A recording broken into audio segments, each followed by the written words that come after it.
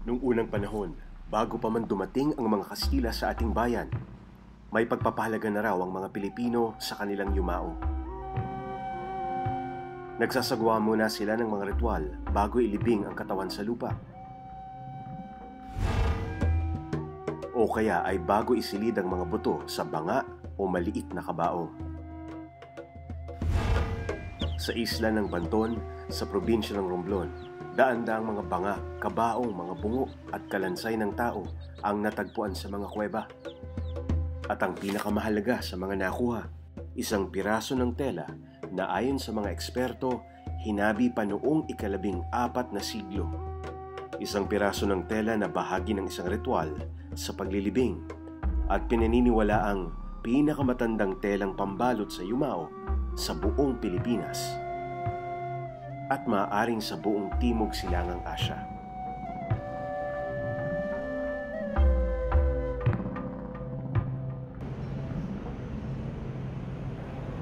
Andito siya sa Hibla ng Lahi Gallery. Dito sa National Museum nakalagak at iniingatan ng mga tinaguriang Banton Burial Cloth o kilala rin sa tawag na ikat. So isa siya sa mga na-declare na National Cultural Treasure para ipakita na ganun siya kaimportante kasi eto pa lang yung meron tayo from an archaeological perspective. Eto pa lang yung ating death cloth na nakuha. Napakahalaga raw ng telang ito sa kasaysayan dahil isa itong elemento na nagpapatunay ng pagpapahalaga sa mga yumao at maging sa pagiging malikhain ng ating mga ninuno. Yung ikat, yun yung isang klase ng textile na alam ko abaka yan. So ngayon, weave yung abaka fibers kaya naging siya ngayon, naging piece of cloth. Kasi ito ay isang ritual, hindi lang tungkol sa ikat, kundi sa isang proseso na may kinalaman sa ating belief sa afterlife. Ayon sa National Museum, patuloy ang kanilang pag-aaral sa lugar kung saan natagpuan ang tela. Kaya't para maging bahagi ang eyewitness sa pagtuklas sa nalibing na kasaysayan, pinuntahan namin ang isla ng Banton sa Romblon.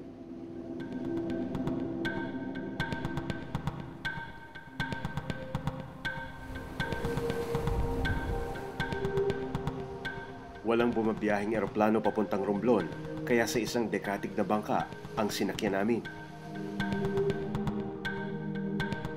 Halos 12 oras din kaming naglayag sa dagat.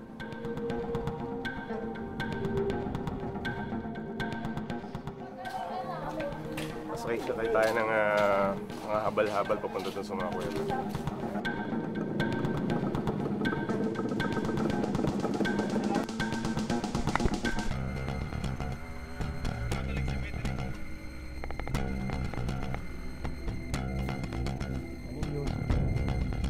Sinamahan kami ng ilang miyembro ng ASI Studies Center for Culture and Arts o ASCA sa pag-akyat sa bundok papunta sa kuweba kung saan natagpuan ang Banton Burial Cloth.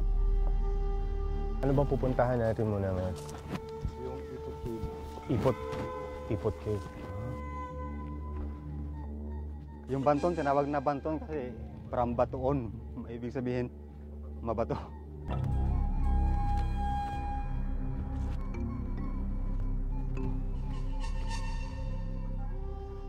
Isang marker o palatandaan ang aming nadaanan. Nakasulat dito ang kasaysayan ng Banton Burial Cloth. 13 taong gulang na si Cristituto Fonte. Siya ay isang magsasaka na habang hinahabol ng ang isang unggoy ay nagkataong pumasok sa kuweba.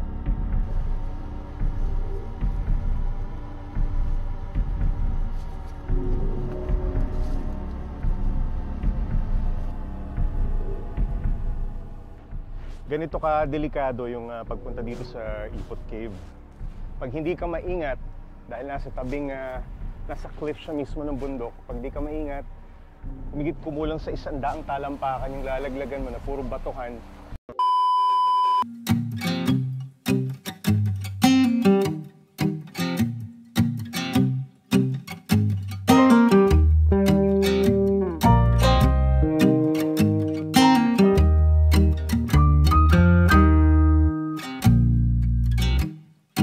way you make me feel.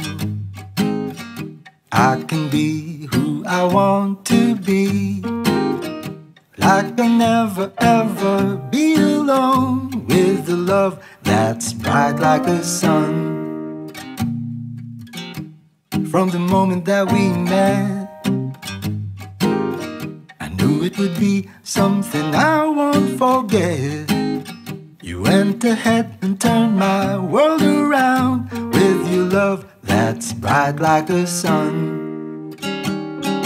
Love you forever, that's for sure. And promise I'll keep you warm. Our love shines bright like the sun. Doo-doo-doo.